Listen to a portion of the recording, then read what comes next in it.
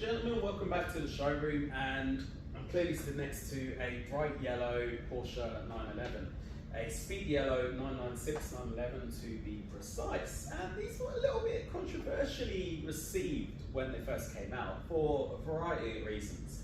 First and foremost, they were the first 911 to come with a water-cooled engine. A lot of people didn't like that because it stepped away from part of the air-cooled DNA that the 911 had become associated with. Not only that, new introduction, new engine, new problems. There was the IMS bearing, the intermediary shaft. They were known to fail, normally because of oil starvation. Bearings start to wear, bearings fail, shaft fails as part of the timing architecture, engine gets trashed. So it was known to happen. They became a bit notorious for that. Then there was the bore scoring issue, again, sort of normally a lubrication related problem. And although these problems weren't probably as prolific as it seemed, they were common enough for people to know about them and further lose trust in the new revolution of 911s. Now, speaking of revolution, you can't escape the fried egg headlamps. I absolutely love them. A lot of people don't, they're a bit Marmite. Some people, again, saw it as too much of a step away from the 911's DNA, aka the round headlights, which appeared before this and appeared after this, which is sort of what I like. I like that this was the only 911 to really stand out design-wise in that sense in the whole lineup. A lot of people didn't like it also because Porsche introduced the Boxster at the time. Now, this was in a time where Porsche were trying to really turn around their sales, and they're both billed as some of the Porsches that saved the company. And what that meant was that the Boxster was introduced at a lower price point, and it was very much designated as an entry-level Porsche for people that aspired to a 911 but weren't quite there. That meant it became known as the poor man's Porsche. And a lot of people didn't like that because it featured the same headlights, and all of a sudden the top-end Porsches matched the bottom-end Porsches. And the Boxster was a different recipe. It was 2 seats, it had a front and rear boot, it was mid-engine, and of course it had a 2.5 as an entry-level engine.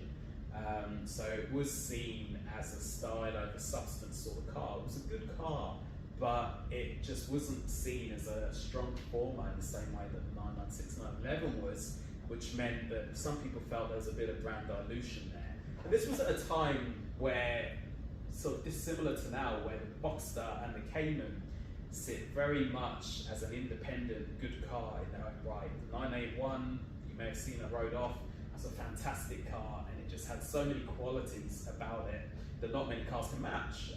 The 996 era Boxster just didn't have that established and that constant development to become that. So it was very early in the piece. People didn't like it. So that's not to say that either car was a failure. They both sold well, which again contributed to where Porsche are today.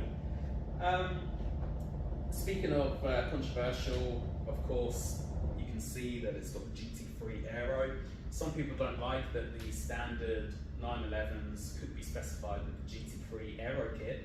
The GT3, of course, for 20 years or so has been known as a track-going road car, essentially. One of the quintessential sports cars, billed as the everyday supercar, all those things.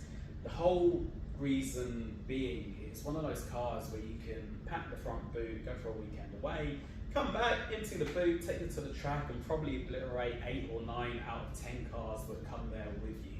They are just phenomenal. Now, again, people saw it as a mark of brand dilution, that you could have the Halo car and you can take some of the aero kit, put it on the standard car, and they look the same. So again, people didn't necessarily like that.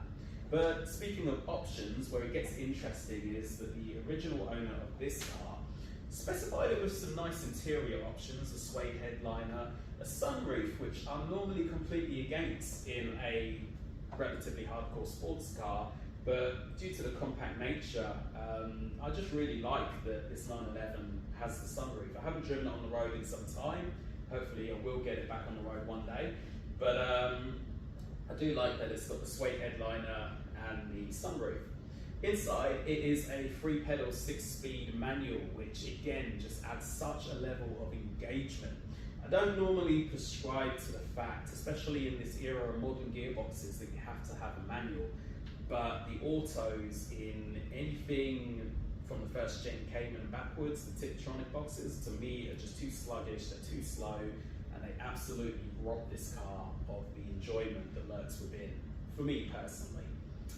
Now, not only did they put some nice features on and little bits of carbon fibre here and there as options, the 3-spoke performance steering wheel, they then took it to Gemballa while they were in Sydney. Now this was around 2000. So Gemballa, they're a Porsche, well they were a Porsche tuning house. They've got a bit of a colourful history. They've made some 700 or 800 horsepower Porsches. I've seen a 600 horsepower Boxster made by Gemballa. There's actually a few here in Australia. I came that close to buying one and I didn't. I've regretted it ever since. But yeah, so Gemballa were there. If you look them up, the owner, Gemballa, has passed away sadly under some really weird circumstances some years ago. So if you've got some time, have a bit of a read into that. But while they were in Sydney, the owner bought this new, took it there. They added Gemballa Speedline alloys all around to reduce that rotational mass, and they added a Gemballa Coilover kit, which I believe was co-engineered with the same spec of coilovers that you can get in some of the Cup cars, and that results in a really flat ride, a really hard ride, but I do enjoy that. I like sense of occasion in my cars, and this has it by the bucket load now.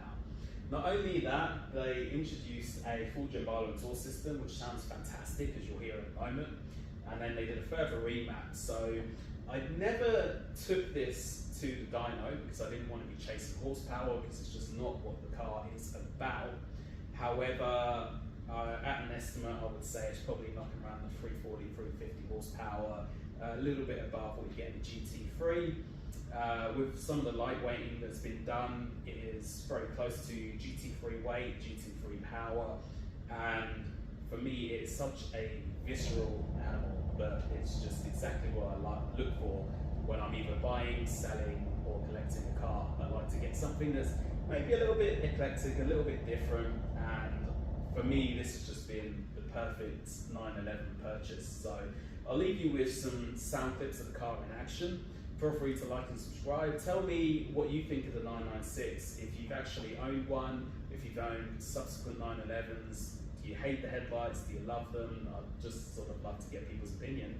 And if anyone out there does know how many X51s were sold, I'd be really interested to hear, just purely out of interest, because there's such a limited information pool as to some of the backstories about it. I really had to dig hard to find out exactly what it consisted of. I found some Porsche documentation from the factory, and just the story of how it came to be, the development history and all those things. So it'd be really great to hear any information that anyone else has got out there.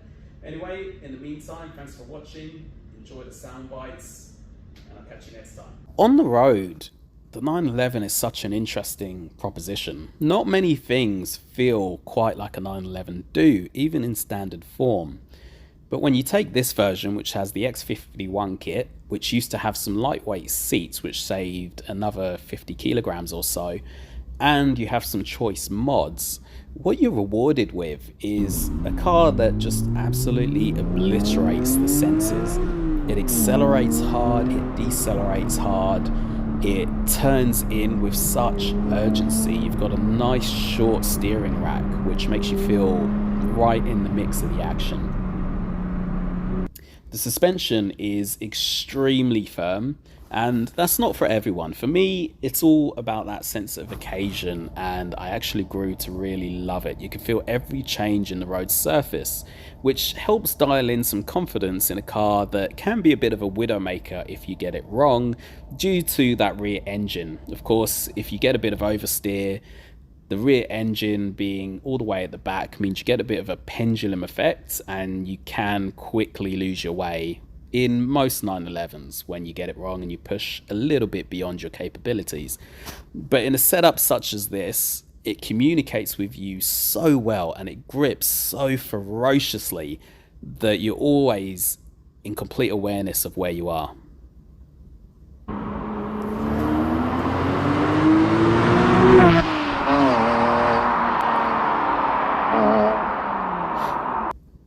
And that, combined with the sense of urgency that comes from a really perked up engine, means that if you are in the market for a 911 and you're looking for something like the 991 or 997, do consider a 996 with some choice mods, and you'll be pleasantly surprised and pretty amazed about how capable a car you can arrive at.